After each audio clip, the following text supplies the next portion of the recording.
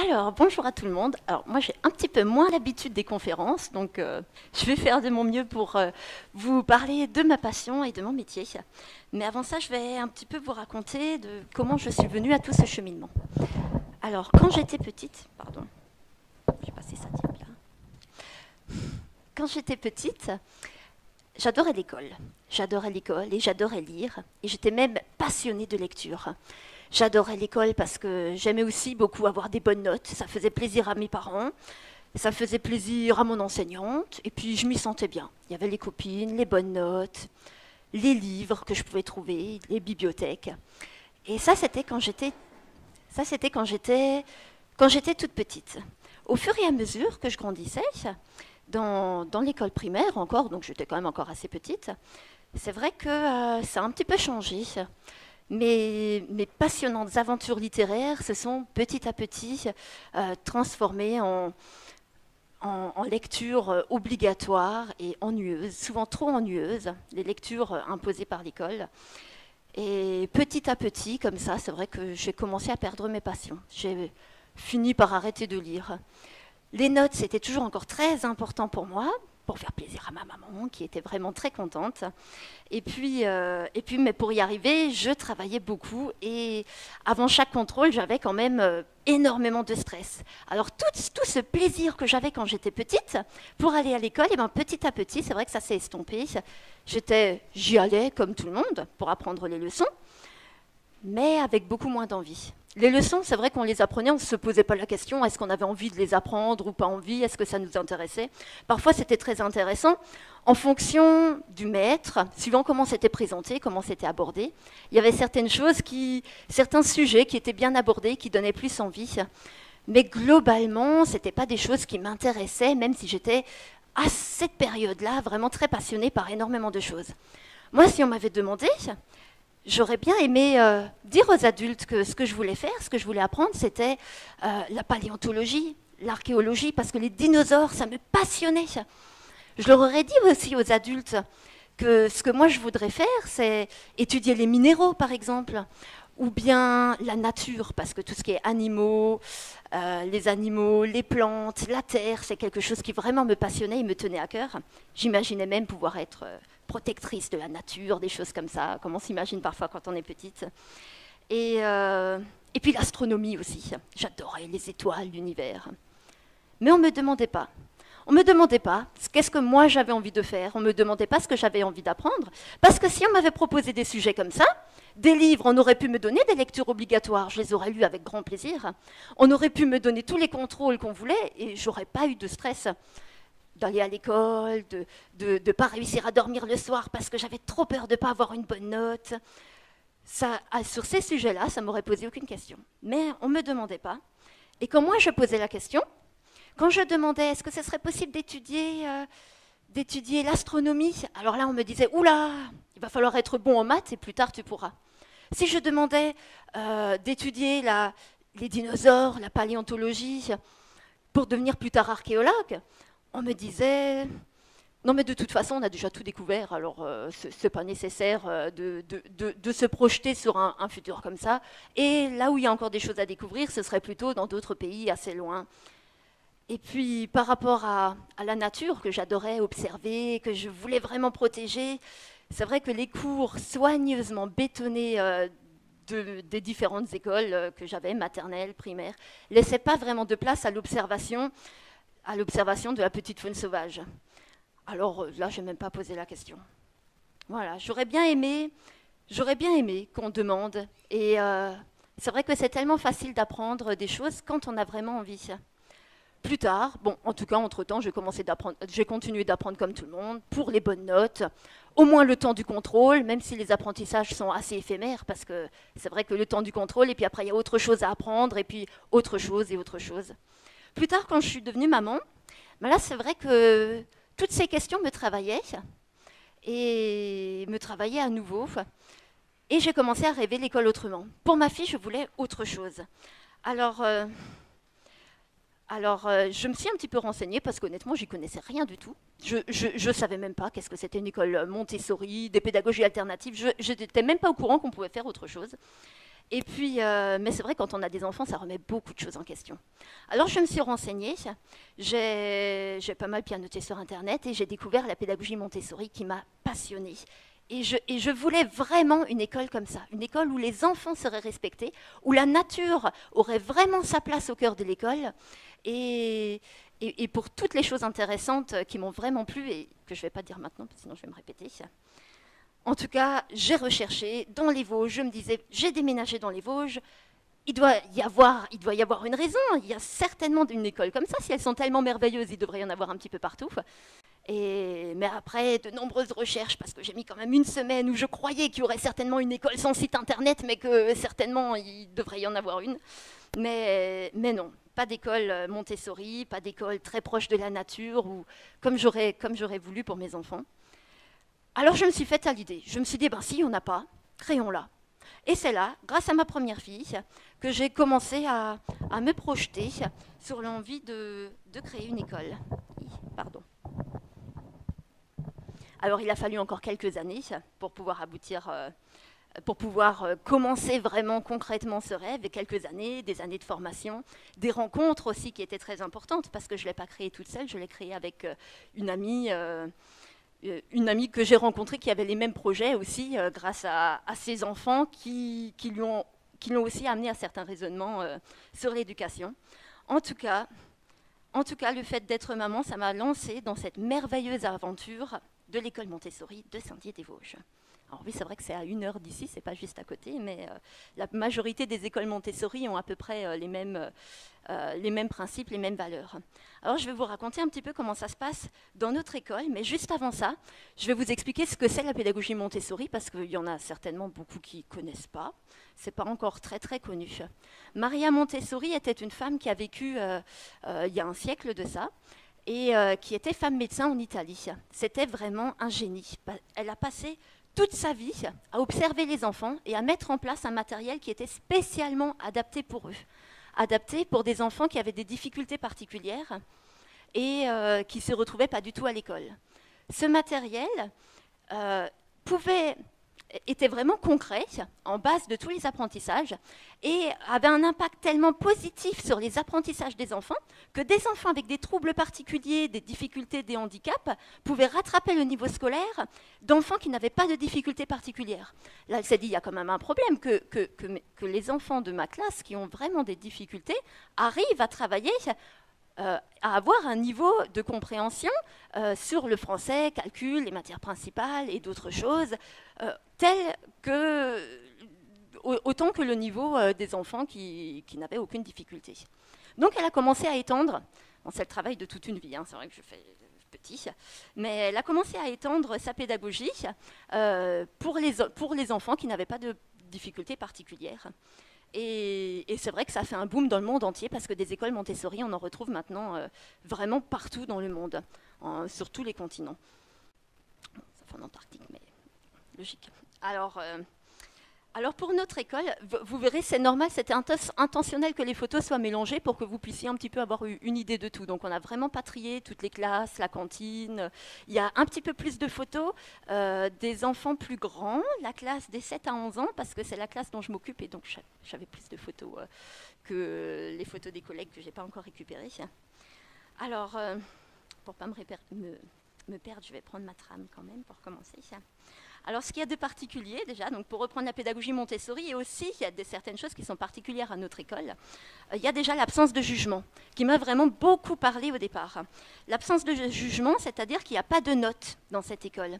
Les enfants ne sont pas évalués par rapport à toute une classe. Il y a une moyenne qu'ils devraient avoir les uns par rapport aux autres. Ils ont un cahier de progression et ils progressent chacun par rapport à leur capacité personnelle, à leur curiosité personnelle, à leurs difficultés personnelles ou leur facilité. En tout cas, nous ne sommes pas là en tant qu'adultes pour juger, pour dire à l'enfant si son travail est bien, si c'est pas bien. On essaye plutôt d'amener les enfants à reconnaître eux-mêmes si leur travail est correct, s'ils ont encore besoin d'apprendre ou s'ils sont prêts à passer à autre chose. Le matériel étant vraiment spécialement bien pensé par Maria Montessori, permet un contrôle de l'erreur. Ça veut dire que l'enfant, quand il va s'entraîner, si son résultat n'est pas juste, il va le voir et il va continuer à s'entraîner jusqu'à ce que le résultat soit juste. Le contrôle de l'erreur, ça veut dire aussi que sur leur petite fiche de calcul, par exemple, eh ben, il y a les réponses derrière. Mais les enfants qui apprennent à apprendre pour eux-mêmes n'ont pas besoin de la fiche de réponse parce qu'ils savent très bien que les réponses ne sont pas importantes. Il n'y a pas de notes, il n'y a pas de jugement, il n'y a pas les parents derrière qui vont demander si c'est réussi. Nous, ce qu'on veut, c'est que les enfants puissent apprendre par eux-mêmes. Ce qui est important, c'est tout le cheminement pour arriver aux apprentissages. Donc ça, c'est vraiment un point très très fort du matériel Montessori qui est pensé. Alors Maria Montessori ne l'a pas pensé toute seule, elle s'est inspirée aussi de grands travaux de pédagogues avant elle et a travaillé avec d'autres grands pédagogues. En tout cas, le matériel est la base de tous les apprentissages. L'idée, c'est que l'enfant soit acteur de ses apprentissages et qu'il puisse vivre ses apprentissages. Par exemple, pour le calcul, on ne va pas donner les règles de calcul, savoir la retenue, où on la place, etc. Les enfants vont vraiment le vivre avec du matériel, là notamment du matériel de perles pour commencer, mais après il y a toute une progression dans le matériel. Et les règles de calcul, comme les règles plus tard de français avec un autre matériel, etc., se font de façon tout à fait naturelle. Et quand le matériel est acquis, les enfants sont prêts à passer à l'abstraction. Et étant donné qu'ils ont appris la règle, qu'ils ont vécu la règle et qu'ils l'ont appris par eux-mêmes, c'est une règle de français, de calcul qui va être fixée pour toute la vie. Ce sera vraiment une base d'apprentissage solide. Il n'y a pas de compétition non plus. Donc les enfants ne vont pas essayer d'apprendre mieux que son voisin. Et le matériel est unique. Ça veut dire que pour pouvoir travailler l'addition ou la division avec les éprouvettes, par exemple, il n'y a qu'un seul exemplaire de chaque matériel. Donc s'ils veulent être deux enfants à travailler sur la division avec les éprouvettes, ils seront obligés de s'entraider. Mais ils ne pourront jamais faire la course de savoir lequel des deux aura fait le plus vite, ou aura le résultat le meilleur, ou aura réussi à prendre un nombre diviseur le plus grand. Donc il n'y a pas de compétition dans l'école. Déjà, les notes favorisent l'absence de compétition, mais le matériel également. Et donc favoriser l'entraide. Favoriser l'entraide notamment par le matériel, si les enfants veulent travailler ensemble, mais aussi grâce au fait que les enfants puissent se présenter le matériel. Quand un enfant maîtrise quelque chose, il peut lui-même aller le présenter aux autres enfants. Alors c'est vrai que cette façon de travailler, l'organisation de classe est tout à fait différente. Il n'y a pas des tables bien rangées, bien alignées dans toute la classe. Il y a certaines tables par-ci, par-là. Il y a les tapis où les enfants peuvent travailler par terre sur les tapis. Les enfants se déplacent naturellement dans la classe et peuvent se diriger vers le matériel qu'ils souhaitent et ce dont ils ont besoin en ce moment. Maria Montessori parlait des périodes sensibles. Les périodes sensibles sont des périodes où les enfants sont particulièrement curieux pour un aspect de leur environnement. Ça peut être une passion, ça peut être dans l'apprentissage de la lecture, ou l'apprentissage de certaines règles de calcul. On a par exemple des enfants qui font des divisions tout le temps, qui n'arrêtent plus. Ça fait 3 semaines qu'ils font des divisions. On a eu des enfants, pour les plus jeunes, dans la classe des petits, qui a passé tout un trimestre à faire des puzzles. Alors, ce n'est pas Maria Montessori qui a inventé les puzzles, hein, mais on en a dans la classe parce que ça apporte beaucoup de choses. Il a passé tout un trimestre à faire des puzzles, c'était sa période sensible. On a expliqué aux parents qu'il avait besoin, pour pouvoir passer autant de temps à 3 ans et demi, 4 ans, à faire des puzzles, à être concentré pendant 1 heure de temps, 2 heures de temps aussi petit, c'est qu'il en a besoin et qu'il travaille quelque chose pour lui-même par ce matériel. Donc on l'a laissé faire. Alors c'est vrai que les parents ils disaient, bon, ce serait bien qu'il fasse quand même un peu autre chose. Alors ils faisaient des petites choses différentes, mais beaucoup de puzzles, et très longtemps. Nous, on était vraiment impressionnés de la concentration qu'il pouvait mettre à faire des puzzles. Mais on a laissé faire, on lui a fait confiance. Et c'était une bonne chose de lui avoir fait confiance, parce qu'un jour, du jour au lendemain, sans raison apparente, il s'est mis à lire. Il a utilisé le matériel de lecture, qu'il a tout de suite compris, et il s'est mis à lire. Et les puzzles, c'était fini. Il a pu avoir confiance dans son environnement, dans le matériel. Il a appris des choses qui étaient propres à lui-même. On ne sait pas toujours qu'est-ce que ça apprend. C'est vrai que les puzzles apprennent la coordination. Ça peut apprendre beaucoup de choses. Mais l'important, c'est vraiment de faire confiance aux enfants. Alors, on a aussi si on leur fait confiance, on a aussi parfois, chez les plus jeunes, des enfants qui passent par le matériel où il y a de l'eau. Alors on a des versets avec de l'eau, on a la petite pipette, on a pas mal de matériel qui va permettre de délier les poignets, qui va éveiller la motricité fine, le contrôle de l'erreur. Donc ça amène vraiment beaucoup de choses. Et là aussi, il y en a quand ils arrivent qui passent énormément de temps à verser de l'eau. On peut se dire que c'est très simple, que c'est basique et que ça ne sert à rien. Eh bien non. Si l'enfant est capable de passer autant de temps sur une activité et qu'il la reprend chaque jour, même si nous, ça nous paraît simple, c'est que pour lui, ça lui apporte quelque chose. Si les enfants prennent un matériel qui est vraiment dépassé, alors ils ne seraient pas capables de passer autant de temps de concentration dessus. Donc on apprend aussi dans cette école à faire confiance aux enfants, à les observer. Alors les apprentissages, en respectant ces périodes sensibles, ne se font pas seulement avec les matières principales, français, calcul, qui sont évidemment très importantes, mais Maria Montessori portait une grande importance aux matières parallèles, telles que la géographie, l'histoire, la botanique, la zoologie, la géologie, enfin beaucoup de choses qui m'intéressaient aussi déjà quand j'étais petite, donc je comprends tout à fait que les enfants y soient très intéressés. On a là par exemple un enfant à l'école qui a demandé de ne pas faire le travail qu'il avait dans le cahier. Je vous expliquerai un petit peu comment on fonctionne si j'ai encore le temps. Et qui a demandé de travailler sur un livret des minéraux. Il voulait fabriquer un livret des minéraux, donc on a plein de pierres. Maintenant, je n'ai pas pu l'avoir quand j'étais petite, alors je le fais pour les enfants. Donc au marché aux puces, on trouve vraiment des mines de trésors. Alors on a plein de pierres, des cristaux, des pierres précieuses, ou bien même juste des cailloux ramassés dehors, que les enfants adorent observer au microscope. Et puis il a commencé à se faire un cahier des minéraux. Alors il s'est noté le nom des minéraux, il n'y avait pas d'autres informations. Il les dessine et il a demandé s'il pouvait faire des recherches sur l'ordinateur afin de savoir les propriétés de chaque pierre. Et donc voilà, il est lancé dans la fabrication du cahier, la mise en page, la fabrication de tout un livre.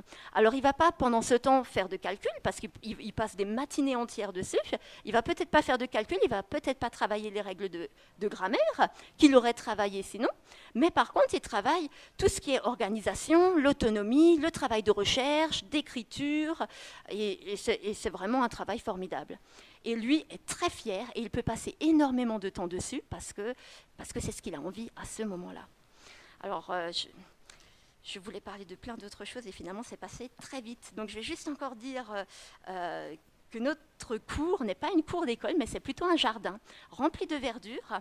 On a un potager qu'on essaye de cultiver en permaculture, du moins avec les connaissances qu'on a, mais on continue d'apprendre régulièrement.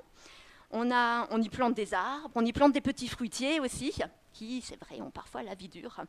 On a donc de l'herbe partout, aussi de la boue en hiver. Les enfants sont très contents, les parents parfois un petit peu moins, mais les enfants peuvent vraiment être au contact de la nature et observer toute la petite faune sauvage qui s'y trouve. Alors on laisse exprès des zones en friche, on a aussi un poulailler.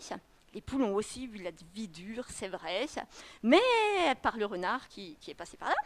Mais ça apprend aussi le cycle de la vie, et puis c'est toujours une bonne occasion, les apprentissages de la vie, comme ça, de parler du règne animal, de la chaîne alimentaire, etc.